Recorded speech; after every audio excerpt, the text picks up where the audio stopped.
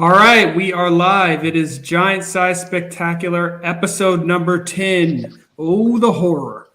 Wow, 10 episodes already? 10 episodes already. Wow. We are double digits, man. Wow. Nice. Man. It's like a big deal. Like when you were a kid and you became 10, that was a big deal. You're like, man, I'm no longer single digits. I don't know that I've ever done anything 10 times.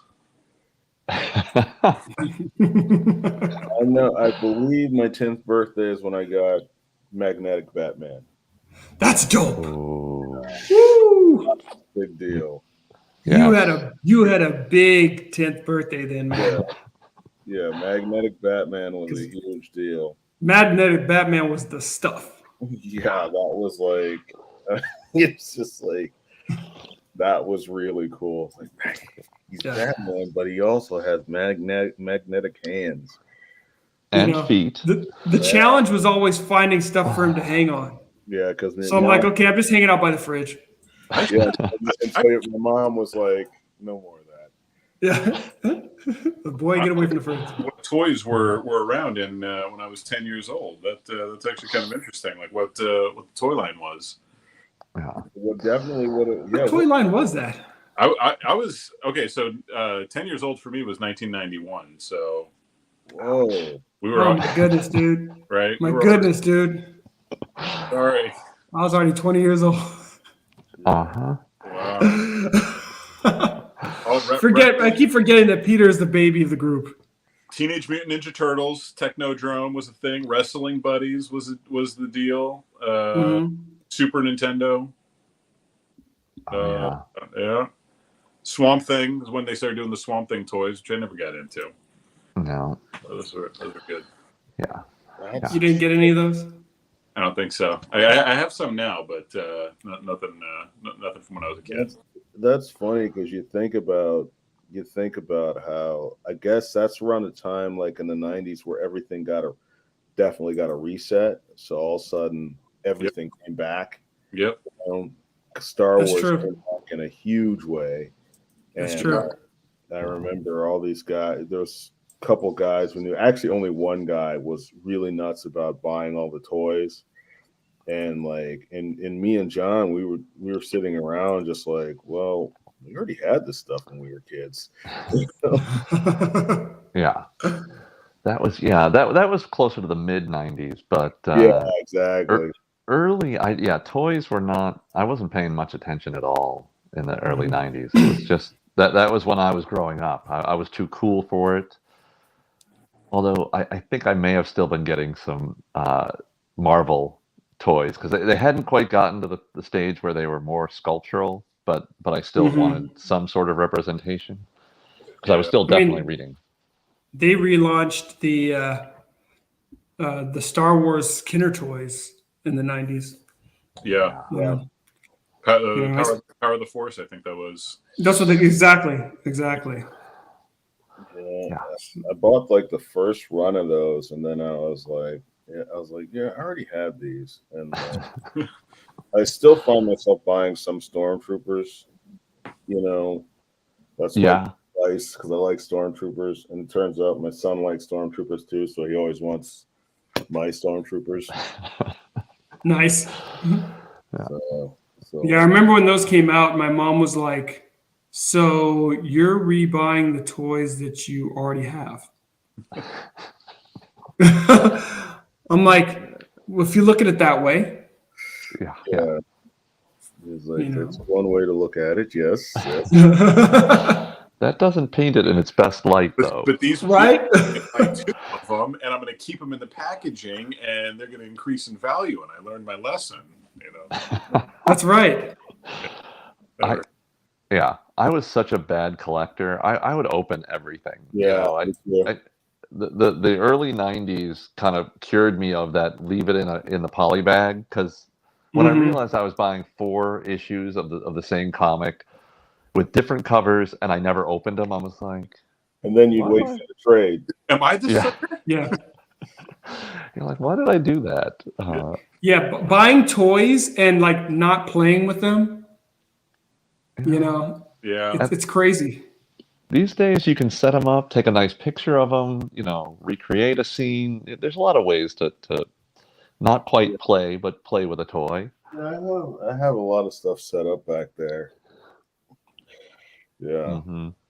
I used to back in the day, I would take my different action figures, and they're all like different sizes. So like some of them were Mego size, some of them were different sizes. But I would frame a picture, and I would try to kind of get the angles so that you have certain characters in the foreground, some in the background. You can't tell that whatever magnetic Batman is so much bigger than all the other characters, and it was I don't know, I had a good time with it. That's really awesome. I don't think I ever once thought to do something like that, but it was Polaroid pictures. So oh, nice. My brother and I would always scope out like places in the backyard because like the commercials, you would always see kids playing in these like very wild settings with like little streams and ponds and where the hell are they? And if we were out someplace and we saw like moss covered rocks, we'd be like, oh, this would be the perfect place to set up some Joes for like a photo. Never did, right? But like we were just. We did many location scouts for GI Joe. So be like place for some Joe action. Don't you think? That's awesome. I spent probably half my summers as a kid doing things like that all over my backyard, sneaking into my neighbor's yard because they had a slightly better angle of the trees. Yeah. Shrubs and things like that. Yeah, that was me. We had a sandbox that was pretty big. I mean, it was probably like 4 feet by 3 feet, and we could I would spend a morning building, a cavern or a whole play set and set all the figures up. And by the time I'd done that, it was like lunchtime, and my back was like on a 3rd-degree burn. And my mom's pulling me in, saying, "Oh, enough." And so I never actually got to really do much, but I spent the entire morning setting up the entire scene. Exactly. Yeah. You're like setting up the scene. Yeah, that was like, I felt like that was half my childhood with GI Joes. Dividing teams and setting up a scenario and setting them all up on shelves, and these guys are up in the buildings and these guys are down, and then that's took hours, and then you don't actually play much. You're just mine would always have like these complex scenarios in my head, and maybe every once in a while like something would come out of I get you, but like in your head there was like this epic. There was double crossing happening, and there was a guy. And he was a double agent. Oh man! Oh, yeah. I'm telling you, man, it's the power of imagination. Yeah, it's so funny that I remember. I love GI Joe, but GI Joe fell off because I like the comic. But as soon as they started doing the Serpentor stuff, I was like, I don't get this. They jumped the shark at Serpentor. They jumped because they had Serpentor and Sergeant Slaughter. And I was like, I remember just going, yeah, I don't get this. Man, I was still with him. I was still with Serpentor. I was down with Sergeant Slaughter. I was down. I loved it all. That was a bridge too far for me. It wasn't until the toys started getting a little bit too complicated, and they would be spring loaded, and they would shoot stuff, and then I realized they were doing repaints of stuff where I don't know. I was also just getting too old, but yeah, I remember. But that's my point. Is I had finally gotten too old because I remember. I think my last GI Joe Christmas, I want to say I was 17. Oh yeah. Which seems too old, hey, David, but I was there, and then all of a sudden I was just like, I'm not feeling this anymore. Well, that's how me and two of my cousins, we started playing more role-playing games, because we literally had an experience like that. It was one summer, because we would get together at Christmas and summer times, and then we got together to play Joes, and we were all just kind of like, yeah, let's put the Joes away. Yeah. For me, the toy was Bucky O'Hare. It was the Bucky O'Hare action figure, and I was like, I was into them, and I'm like, these are cool, and I begged my mom, I'm like, give me these Bucky O'Hares, these are great, and I remember opening them up and playing with them and feeling like an asshole, and it was like, Like, what am I doing here? And just put them away. For That me, it was I was 13, 8th grade, and my cousin was 1 year older than me. So he was a year ahead, and he was in high school. And at our big family Christmas, I got like an Insectors, which was like Fuck this, amazing thing. It had you put a glove on, The glove. and That thing was amazing. The wings with those like shimmery wings. That The was shimmery wings. Those were crazy. an incredible toy. Sorry. I got that for Christmas at the family party, and my 14-year-old cousin looked at me and said, "You still play with toys?" and I felt so like, oh. Yeah. And I think that was probably when I stopped asking openly for toys. Yeah, you got toy shamed. I did. You know, the best part about it now is all of it's cool. It was a Oh, glove. yeah. All of it's cool. Like, your fingers would be the legs, and the insect would be like on your wrist, and then you would put the guy on top of it. So like you would ride the guy around on your hand. That thing was best. Yeah. It was a great idea. Yeah. You know, because it was like puppet. It was like a puppet toy kind of. Totally. So yeah, that was. Dude, that's but it was just like, okay, now and this was more, that was probably late 80s, and so, but that was the kind of thing that, like, that was the common lesson that you learn, that at some point you just kind of start hiding the things you love that the rest of everybody else is going to make fun of, the comics, the role-playing games, the toys. You're just like, okay, that's just my thing. Which David and I have talked about this a bunch, where it's such a bizarre experience when all of that became cool. It's cool. I'm like, totally. And we were like, it's funny because my older brother and I played role-playing games, and it was always this thing, you never talk to people about it. No. If something clued you off, you go, hey, you want to play a game? Or, you had friends that you did it with, but no one else in larger society knew. Right. Well, it's that thing. It's that thing that eventually. That's why what's funny about people freaking out about them changing things. And I have a theory that, like, everything eventually has to become, for lack of a better term, it has to become McDonald's, and that's what happens. Everything becomes that. That's why we like comics for so long, because they couldn't crack that code for a very long time, Right. And then they finally cracked it, and now we're all kind of like, not us particularly, because I think that we're all creative guys, because we have another outlet. We go, well, I'll just work on my own stuff. But I think a lot of times people are attached to it, and they're like, no, this is mine. And it's like, no, it's everybody now, Yeah. And it's the corporations. It's whatever. It's. Yeah, because that's why people freaking out about when they announce, like, oh, we're talking to Will Smith or Michael B. Jordan about being Superman, and people freak out. And it's like, well, they have to talk to those guys, because they're trying to make sure that everybody will come see it, Yeah. And it makes no sense to us, because we're like, wait a minute, that doesn't make any sense. But an executive wouldn't have that personal connection that, a lot of fans have to these things, Yeah. Yeah. Very true. So, question for you guys. So, horror books, horror comics, what you got? All right. So I went, I'll save that for that. Obviously, I like the Bernie Wrightson Swamp Thing. Because that's gorgeous. Yeah, because I love Bernie Wrightson, and it's a real horror book.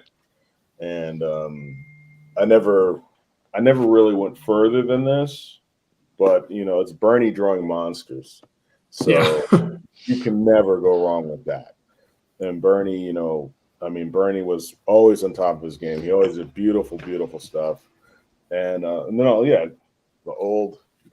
I got the collected Bernie Wrightson Creepy, Oh, nice. And it's funny, I got this one on eBay, I guess before, because I think it blew up now, but I got it for like, I want to say I got it for like $15, and Oh, wow. I don't know if it's that now. This is right before he passed. This is right before he retired, because remember, he retired first because he couldn't draw anymore, and heartbreaking. But yeah, I picked that up, and like, yeah, and I actually have some of the issues that he drew in the magazine.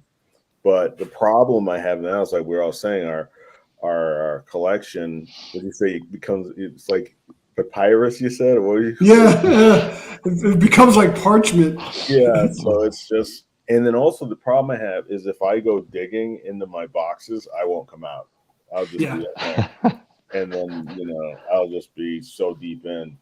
So I also grabbed, this is funny because I grabbed this one because one of my favorite things in the comic store now is the spinner rack with the dollar books. Yeah. Because you'll find stuff that you know, but you didn't buy, back in the day. So I grabbed an issue of Tomb of Dracula. Oh, wow. Oh, I bought the first issue. The first issue they had up there it wasn't the first issue. It was like a middle issue, but it gets you set about who's who are these guys. I mean, I think the issue even had a panel with Blade in it.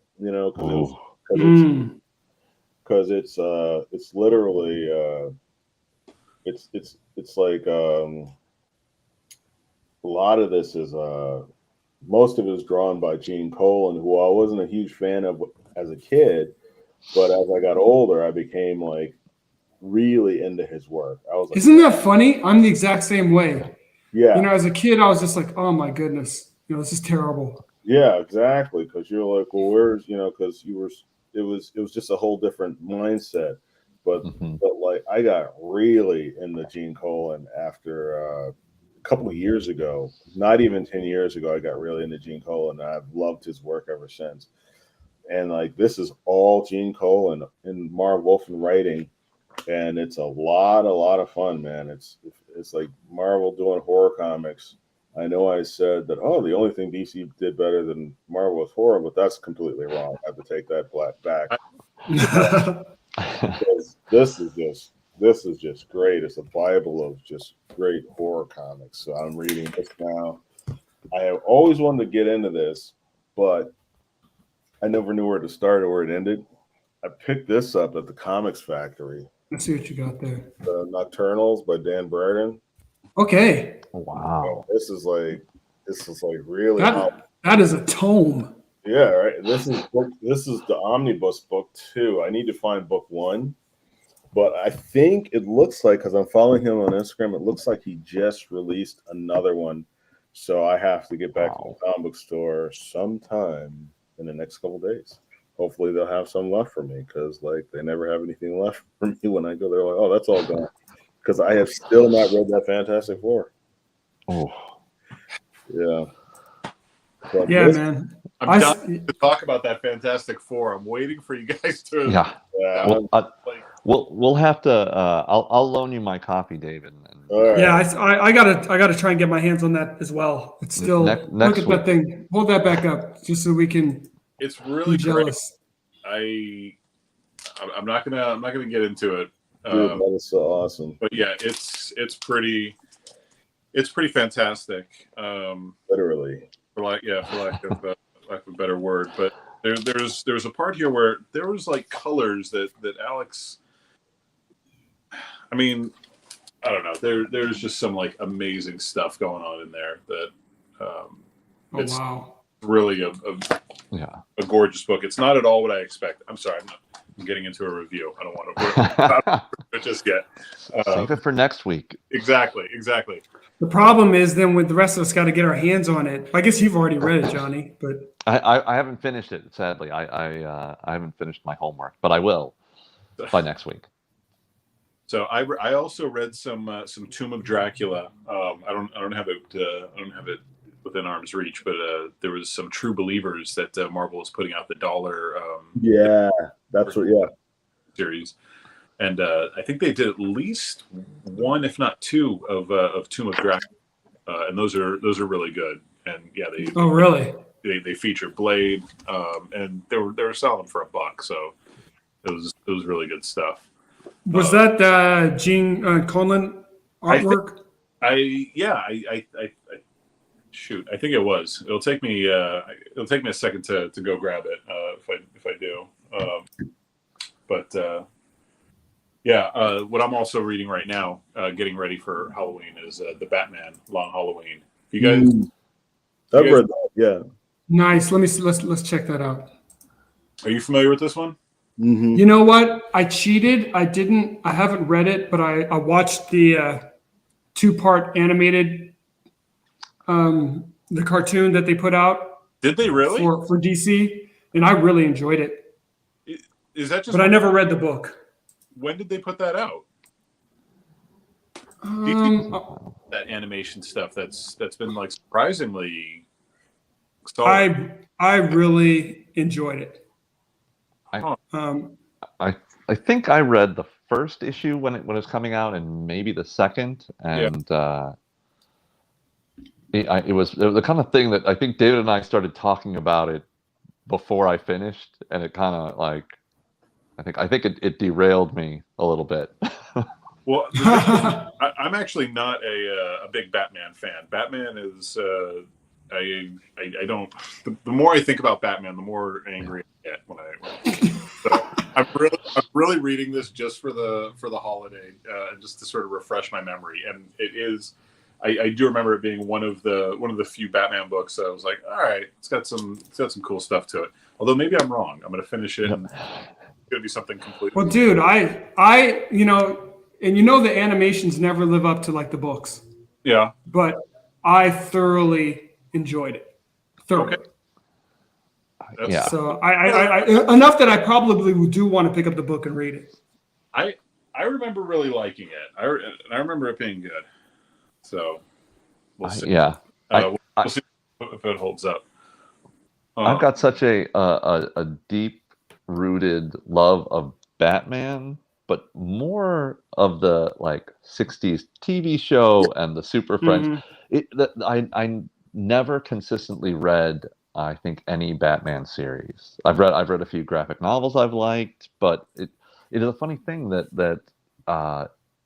in a way he like, I think he becomes like something to everybody, but it's like what aspect of Batman is your favorite? Like what so because they've had to like they make him, they're looking for that mass appeal. You kind of shift him, and depending on the writers, and so I think that's why, like, in some ways, I can't get over the Adam West Batman, because it was the first one I saw, and the one that felt like that's my Batman.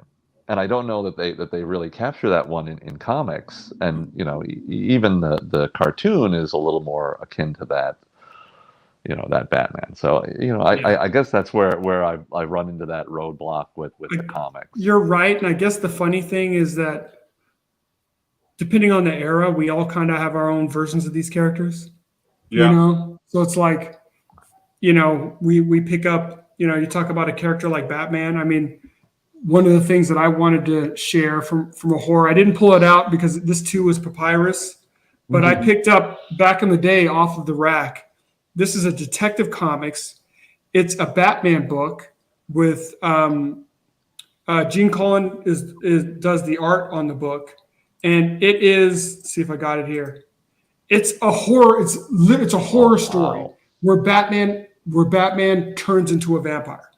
Huh. And I remember reading that, and I wasn't expecting it because I was just picking up a Batman comic, and I was like scared. Wow. Reading that comic. So I just remembered that because like it was nothing that I expected, because this was the cover. Yeah. You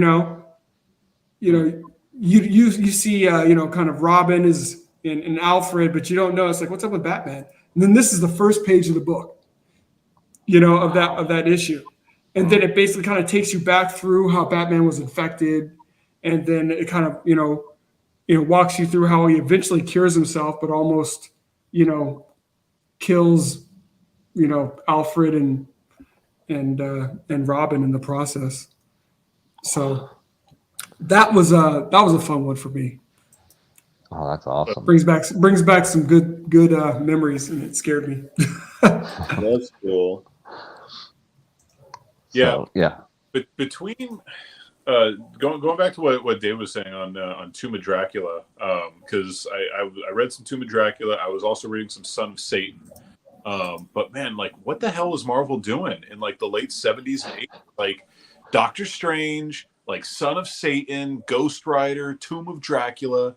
I mean, like all these books were like heavy into like, sorcery and vampirism and Dude, stuff like that. I picked up the Defenders. Yeah. The Defenders episodes 99 and 100. Uh-huh. It was all about the Son of Satan, because it was like it had all the Defenders in it. It was all about the Son of Satan, and basically Satan coming after the Son of Satan. So like the Defenders end up in hell. I mean, it is just dark stuff, bro. Wow. Yeah. Yeah. And that was their big, hey, 99, 100, this is how we want to draw people in with Son of Satan.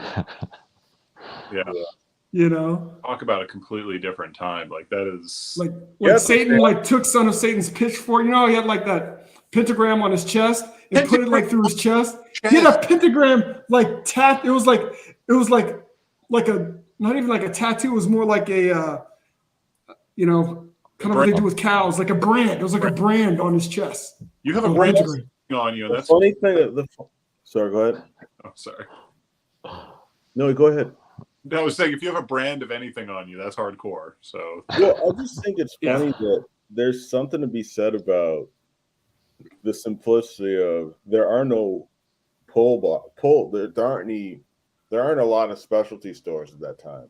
So they're carrying comics in like supermarkets and liquor stores. There's a spinner rack. So when you're spinning off you're spinning the rack, you literally, and I love that story John tells about that Superman issue of, or is the Batman comic, John, where Superman's getting attacked and they go, Batman, you have to help Superman. Forget it. So, yeah. And they and you see a cover like that and you go, I have to buy this. You're like, what's going on? What's up with that? Yeah.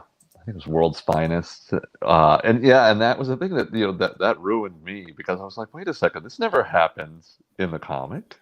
Yeah. This was one of the pages inside, and Batman, is a vampire, and this, basically this guy's trying to, rob a jewelry store, and Batman just takes his blood, like vampire style, And he's like, he says, like, I sent you to jail once, Marley. Now I hope I haven't sent you to hell. Wow. I was like, oh, this book freaked me out, because I wasn't trying to pick up a horror book. Yeah. And then to see Batman do that, I was like, oh no. I miss blue and gray Batman. Yeah. Yeah. Ditto. Yeah. But I really I hope we get to see a blue and gray Batman on screen somehow. If they're going to keep going, I wouldn't mind. I'm still holding out for like a Batman 66 movie or something, but yeah. I mean, they've tried almost everything else in the films, right? To varying degrees of success. So yeah. But have they tried having Christian Bale or Robert Pattinson rappel from the side of a building while just turning the camera sideways? Have they tried that? Have they reduced the entire UN to powder with like a dehydrating gun? And do they carry bat shark repellent? No bat shark repellent. That would be way too much fun. No one would go for it. And that's why I still say the Val Kilmer Batman is my favorite Batman movie, because it's the most fun. It's the closest Batman I think we got to bat shark repellent in a Batman movie. It was pure campiness. They had the bat codpiece, You know, they're like, hey, here's some bat jammy for you. You're like, okay, thanks. You know, yeah. I mean, they definitely went too far in the fourth one, but they might have. I mean, I enjoyed it at the time, and I don't know that I was as discerning when that movie came out. And you know, but you know what? They did a great characterization. I mean, things were over the top, but I mean, the Jim Carrey Riddler. You know, come on, man. The thing that I grew to dislike, though, that I realized I was watching that, I'm like, why is Jim Carrey playing the Joker? Why is Tommy Lee Jones playing the Joker? I'm like, everybody's like turned their portrayal of any Batman villain into the Joker, and you're like, because except for Jack Nicholson, because he was the most subdued of probably all these guys. You got to go back and watch that. That was pretty dark, though. I mean, yeah. He was a very dark Joker. Yeah, he started that whole trend of like. Well, it's an interesting thing about it because he's still my favorite Joker. Well, after Cesar Romero, obviously. Yeah. But I like the story that they did for him. That he had. They actually clearly explain his bad day, and he. When he survives that, he's like, okay, all the safeties are off, and I'm just because I don't think he's crazy, and that when I think he's just like, hey, screw this, I'm just gonna do what I want to do, and he still has these different things he wants to do, but not just this whole Agent of Chaos thing that you're like, okay, so what's that about, But I don't know. Yeah, I found that first Batman is dark in a way, shot in a really beautiful dark way, but at the same time, it's probably closer to the '66 Batman than most of the rest of the filmed Batman, because there's still campiness, there's still the setup of him being a detective and working kind of with the police at some point, giving the information out once he's cracked the code on it all, and so I mean. To me, it's when I went back and watched it, the black costume is what throws the rest of it off. That it cemented in people's minds that Batman should be that dark, but the characterization in that first '92 Batman felt closer to the comic books and to the '66 Batman show, to me at least. Yeah, I would agree. I remember seeing that, and as a kid, I was 11, I think, if it was 9. So and just blown away. I thought it was the best I'd ever seen, and turning to my mom and I was like, Mom, what'd you think? And she was like, What? There was no pow, biff, bang. Like where was the Well, it was funny because I remember not liking Batman Begins, and my mom loved it, and she told me she loved it because they explained where Batman got all of his stuff. And that's why I didn't like it. Yeah. Well, I never needed to know where Batman got his stuff because if I bought the book, I bought in. Right. But these are things, they're super functional, and we gotta explain them. We gotta explain why. Yeah. We're gonna use them.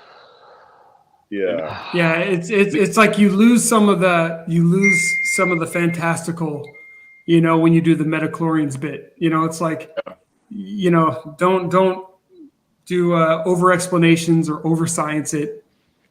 And see, that's the funny thing is I realize that's a lot of people's approach to storytelling now is they want they want everything explained to them, and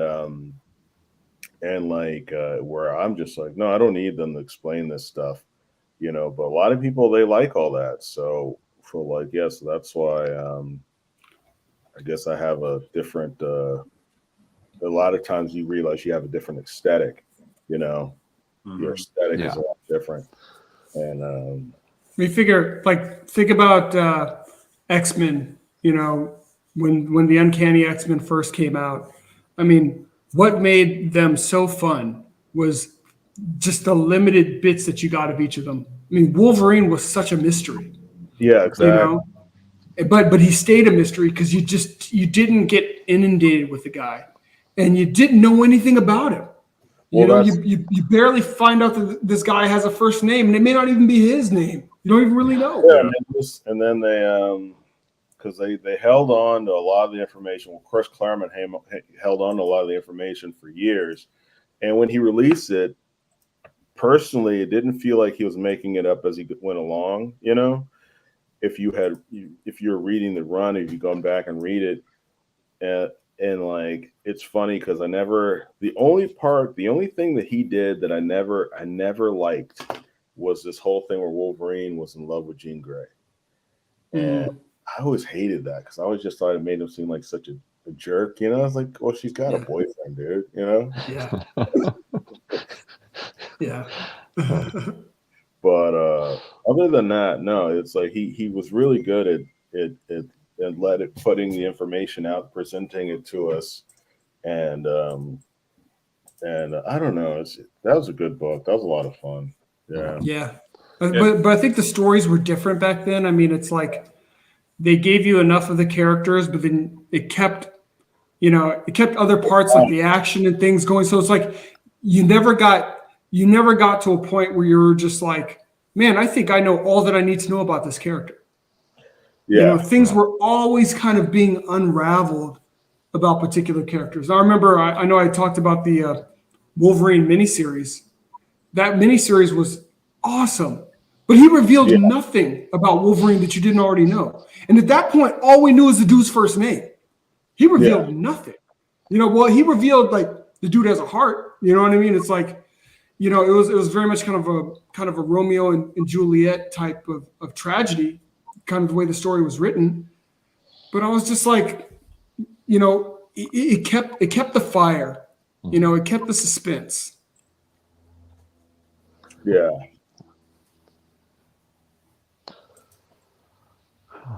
Yeah, I need to go back and reread that one. Yeah, I rebought that one in that Frank Miller collection that I got last year, and I want to read that one again too. I haven't read it in years. That's worth it. That one's definitely worth it. So it's pretty funny. I didn't read a lot of horror comics as a kid. Mm-hmm. I didn't like, you know, I think Tales from the Crypt, the TV show, was my first introduction to the EC horror, which I had no idea where it come from or what it was about. And so, you know, it took even years after that it like, I think it may have even been when I came here and then David's like, oh, the EC horror stuff. And I was like, the Crypt Keeper is from somewhere? He's not from that TV show? Yeah. Just like some old guy with white hair. Like, wait, what? Exactly. You're like, because then you're like, why is he? You've been for years. You're like, why is he even a puppet? Yeah. Right. You know, I loved it as you know, when I was a teenager watching it. But and sadly, I think the most of the Marvel horror that I read was that reintroduction of the Midnight Suns line with Ghost Rider and you know, Blade and they had, you know, I think they had a couple others that they threw in there with them, and they definitely felt more comic book superhero than they did horror comics. From what I've learned, but I the closest thing that I think I read to a kind of a horror comic would be The Crow, which was the kind of thing that it was independent and it kind of could break from superheroes while having, you know, more of a concise story where the revenge was the plot line that was most important. And that original graphic novel that I you know, picked up, and I'm not really sure. I may have gotten it when I knew that the movie was coming, or I may have gotten it after the movie was out. But that was the kind of thing that like bridged it for me. That, you know, that was black and white, and there was so, you know, such great heavy, you know, emphasis on this dark world that the story that was telling. And so for me, that was kind of, you know, I didn't read The Crow till after the film. No, I never even heard of it till after the movie. Because I think I knew of it. I think because it was a big deal. Brandon Lee had been cast, and I Yeah. think that had trickled out, and so before all the tragic, news about it had, friends of mine had already kind of get into the guys at the comic shop I was going to were talking it up, and so that was like, for me, what kind of bordered on horror in my strong superhero days. That Yeah. of course, I mean, I often go back to Hellboy and Mike Mignola. That a lot of his stuff is kind of horror based, but it doesn't Let's see. always feel like it. Boom. That's an amazing book. This is great.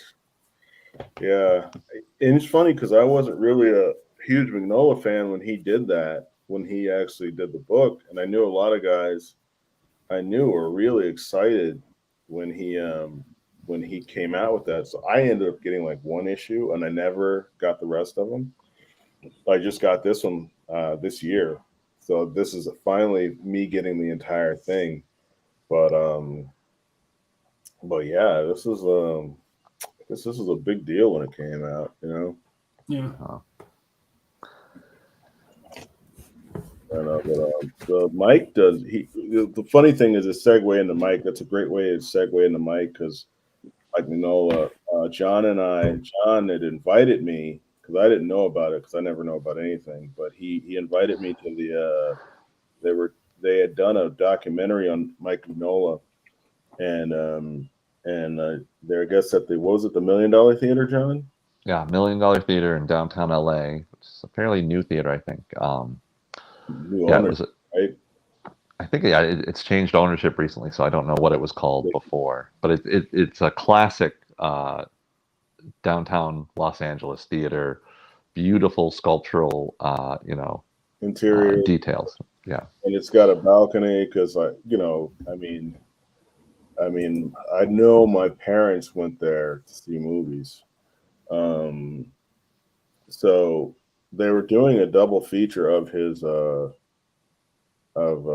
his documentary and one of the Frankenstein movies. I thought it was going to be, or it was announced it was going to be Bride of Frankenstein, but that was actually the first Universal Frankenstein movie, and those Universal horror movies are still very, very good.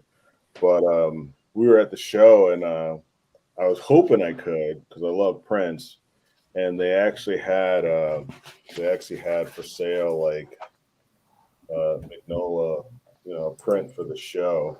I don't know if you can see it. This thing is kind of counterintuitive. Oh man, trying to show stuff. Yeah, I know. But like turn left to go right. Yeah, exactly. So I was me and John both picked that up. So I'm gonna hopefully get it framed maybe next week. Maybe an orange border for Halloween colors. That's really cool. Yeah, it was a pretty good time. Then he did a Q&A afterwards, and that was pretty inspirational, because he just, it was cool because he was one of these guys who was toiling away at the big two, and then he started doing Hellboy, and he really found his voice, but he could have, as I said, he could have toiled away forever in Marvel and DC, but he found his voice with Hellboy and did like his own thing, which is really cool, Yeah, that was. It's funny because listening to the talk and listening to him talk about his career, find for him it was trying to find a way to draw monsters, whatever crazy monster, and his background in reading, things like Lovecraft and and all the classic horror stuff leads him, and folk tales leads him to that, infuse all that into those Hellboy and BPRD and stuff like that. And so, yeah, it was really awesome to see, the background of someone who is trying to be a superhero artist, and then all of his best work for these companies doing superheroes are just a little tweak off of, what was the story that they were pointing out, that he starts, doing kind of horror, a superhero Batman in a horror sense, and so I don't think I've ever read that one, but it's like It's an annual. Yeah, I have it. Ah, Yeah, I yeah, have of it. course. Yeah. But yeah, It's it dope. takes place in a cemetery, and there's all this beautiful, architecture for that, and that of course is Mike Mignola's bread and butter. So yeah, Yeah. Gotham by Gaslight was another one that I had read that I loved of his, and it was a little bit less. I think they ended up putting it under the label of Elseworlds, and to me that was a great era for him, where he was mixing a little bit of that superhero style with where he Mhm. eventually ended up, and so that was Or Sherlock Holmes. yeah. Oh yeah. Is that a Steve McQueen Porsche 48 shirt you got? Yeah. Queen, yeah. Nice, man. Yeah. I like motorcycle and racing shirts, and I am not going to get on a motorcycle ever in life. So before anybody is like, hey, you ride? No, I do not. Never, ever going to ride anything. It's just, I don't know. I look at it as too dangerous in Los Angeles to be one of those guys, but Yeah, I definitely almost bought it riding. I was on the 110, and somebody cut me off, and I was just like, "This is dumb. Man, This is just dumb." Riding a motorcycle. I'm driving into downtown LA every day for work on the 110. Every time I see some motorcycle, I think I need one of those.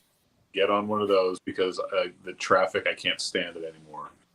So I'm thinking about motorcycle life, because But man, I mean, you're literally taking your life in your own hands, because nobody on that freeway is looking out for motorcycles at all. yeah. What about scooters? Scooters are okay, right? I don't know. I'd rather have a motorcycle. At least you have some pick me up. You can go somewhere. I just need airbags. I need airbags. Personally, I love the aesthetic of the Vespa, of those, the design, the look of those things. I've always been, but I've never taken the next step. And again, it's Los Angeles, and people aren't paying attention. So No. I'm not built for that. No hurry. Yeah. I've been drawing, been noodling with this character's head. Nice. Oh. Other way. Yeah. There we go.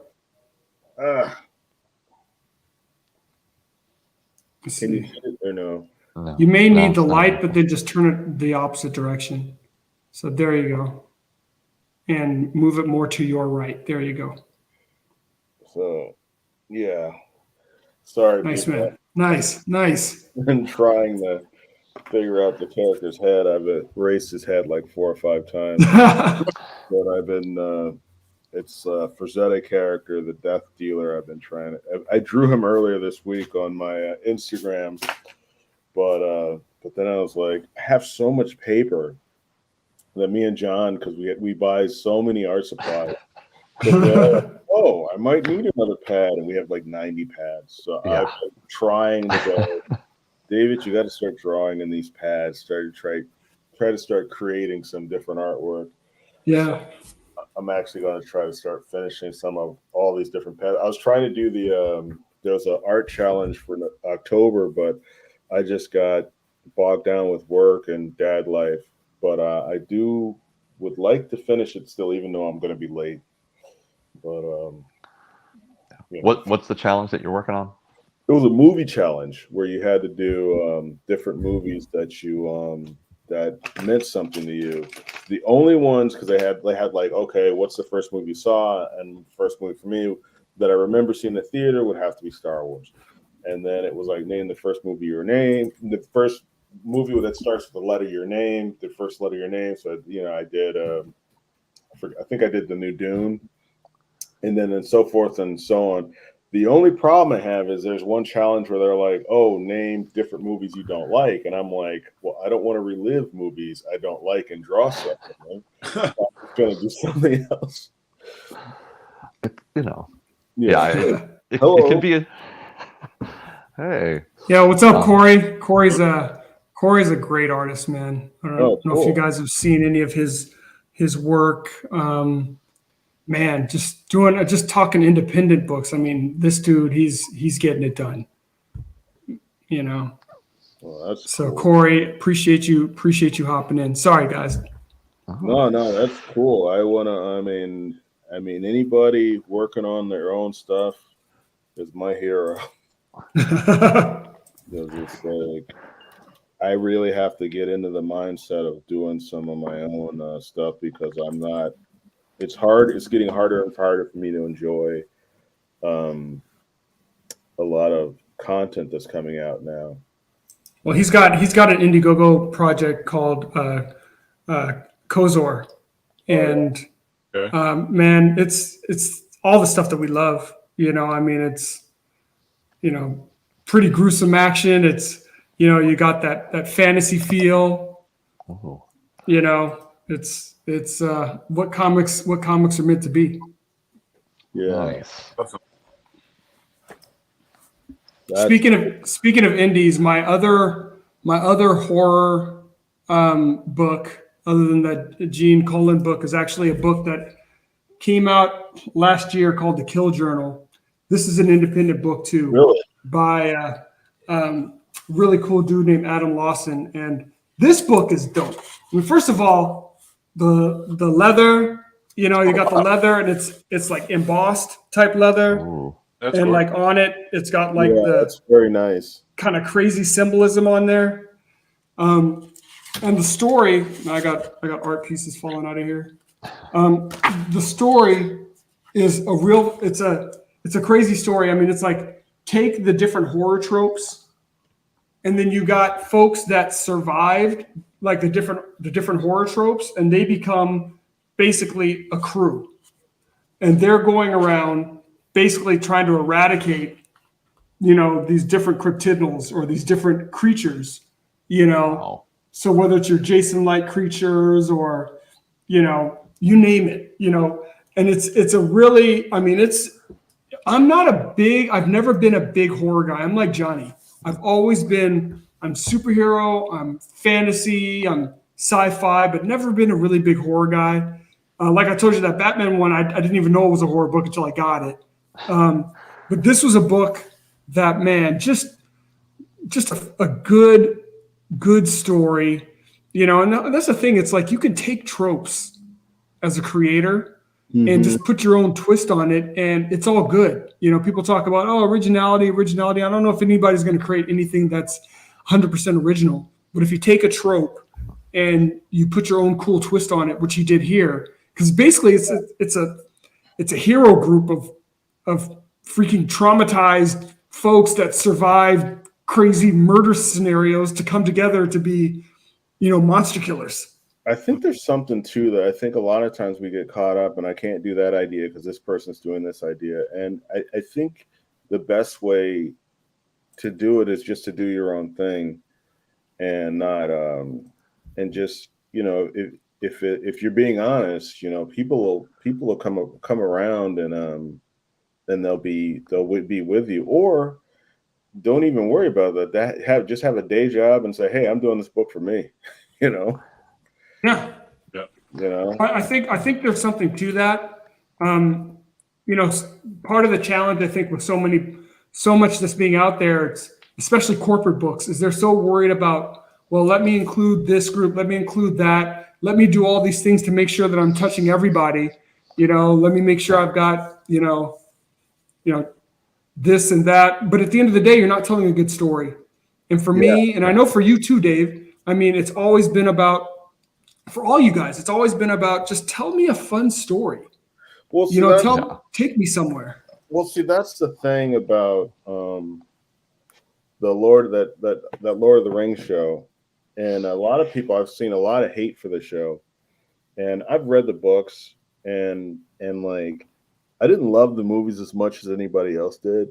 A lot of people did, and I realized they made these changes, and they implemented certain races into the story that like have no place in there, so people are getting upset.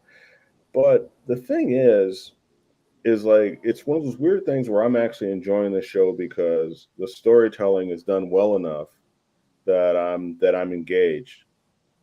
And then also, I have the mindset that a lot of this stuff is, as I said, there you have to separate yourself from you being personally owning this thing that you like, because they're products, and if they're mass producing them, they're now products, and if you don't like it, you can just go, okay, the best thing for you to do is not to watch it, you know. And because I realized the Star Wars I like the most is the first 3 Star Wars movies. Those I like the most. Everything else that's come after that, I haven't. And I really tried to like the prequels for years. I know you wanted to. You wanted to so bad, dude. Really wanted to. I give you props for that, because I gave up. I gave up after the second one. I didn't even see the third prequel in the movie theater. I remember, and that's saying a lot, because, dude, what's funny? Come on. Funny, remember, we were sitting. This is how long ago it is. We were sitting in Borders Books, and you and Justin were like, "Come on, David." And I was like, "I have to see the third one. I have to," you know. And it's probably the best of the 3. Which, I mean, that's not saying much, but it probably is the best of the 3. Because they're all 3 of them are just god awful. I hate it with passion, and I can certainly appreciate like 90s nostalgia, and I realize that the 90s are getting a big like resurgence right now, and the prequels, like a lot of people, I mean, people that watched the prequels when they were kids, they're now in like their 20s and getting into their 30s and stuff like that. Like it's getting up there, but those prequels. It's funny. It's funny because in Peter's defense, also, Peter tried really hard too. Peter, he's making his judgment now, but because me and Peter would spend hours talking about our ideas and different theories, and then like I finally had to come to the conclusion. I'm like, look, you know what? Unless it's the first 3 movies, which I absolutely love, I mean, beginning to end, I love those movies so much. For my aesthetic, because I don't want to say anything's bad, for my aesthetic, I just don't feel that they could recreate that feeling for me, and that's why I had to finally move on. The third prequel. Oh yes, most people want the third one. For me, there are parts. There are scenes, there are sequences that I absolutely love in all 3 of the prequels. But it also touched on things that when my brain struggles with some of the contradictions and some of the characterizations, and I could even like try to argue that when you're telling a story in the past, it may not always be exactly how the characters portray it in their present. So like, when you watch the original and Obi-Wan wants to kind of talk about it, but when the prequels flat out contradict some of that, it always messes with my head going, yeah, that's not really living up to the spirit of what you were trying to convey in those original films. But there still are aspects of it. The design as an artist, the design stuff is flipped out about. Oh, it's phenomenal. I feel the same way, but I also feel the same way about the sequels, and that's why to me the sequels get more of a pass than the prequels, because the sequels, especially the last one, I thought they did some terrible stuff with the story. I thought they completely dropped Finn. Like they did some bad decisions, but I think ultimately there's more cool stuff that I like watching in the sequels than in the prequels, because in the prequels there's way too much of Hayden Christensen talking to what's her name and just being absolutely terrible, and it just everything about it drives me nuts. Jar Jar I can't stand the battle droid CGI. I can't stand the Microsoft welcome screen battle scene that they have on the grass. Like the fundamental challenge with making the prequels is Darth Vader is just quintessentially awesome. I mean, he's portrayed by this tall, big white guy with the voice of a black guy. I mean, they took just all the stuff. It's like, let's just take all the coolest stuff we can and put it into one dude. And then you try to get a kid that's going to live up to. And it's like, if you're going to, you can't pick a pretty boy. Like Yeah. Christian, I'm not saying whether he's a good actor or not, but it's just like, when they showed that, first of all, when they showed the first movie and Annie, and I'm just like, that can't be the kid that's going to grow into Darth Vader. That can't be. And then when they showed the second movie, I'm like, oh, heck no. How do you bridge the gap between this guy? Well, I just don't know that we ever need to see these characters as kids. You know? For me, they could have done it though, and that kid could have worked just fine. And like, I hate to say this, but like, if they had just shown some way to show that kid was like real evil or like a real piece of shit or like he was fooling everyone in the back. That's like, true. Like, oh, I'm gonna take a womp rat out back and like pull its fucking legs off, and Qui-Gon doesn't see. Like, if they had just done something to show us that like he was maybe a little bit evil, be like, oh shit, I could see him, wearing a fucking black cape. But they gave us even a hint of like, he was just like a sweet man. Right. Yeah, he's just like a sweet kid who's so much. yeah. God. Not that I wish, but there is certainly a level of casual cruelty that children display that isn't even evil. It's just inexperience maybe. But having a kid, you get to like, yeah, that if that is left unchecked, that it's can evil. turn evil. It's evil. I mean, kids got darkness in them. Yeah. It's evil. Yeah. Now, Anybody want to watch Quentin? No, nobody. Oh. Well, man, guys, our hour is already up. Oh, okay. And next, we please talk about the Fantastic Four. All right, I'm gonna try to find out. Whether or not you guys have read it, I'm going to talk about the Fantastic. Oh, okay. I'll be there with you. Thank you. all right, so you two have read it. Okay, I got to go on a mission now. I'm not going out like that because the book looked like, when I look at it and you open that one page, it looked like it was the Annihilator on it. And I'm just like, come on, I got to get this book. Let's go. He's in it. Dude, Okay. I don't know. They spit. I'm going to keep talking. I'm going to start talking about All it. right. No Moss. So if I haven't read it by then, that's just on me. You guys are free to go. Coming. Oh man, I know what I'm doing this weekend. I'm finding that book. Okay. Nice. All right, man. guys. Well, hey Corey, we appreciate you hopping in the chat with us, my man. Very cool. Yeah. Yeah. To my dudes, any And last words? I agree with you. He said that he didn't watch the last Disney Star Wars movie, and he's absolutely right. I wish I could unsee it. Oh. Well, have a spooky and fun Halloween since we're right Yes. there. There you I go. have pumpkins to cut. That's right. Yes. All right.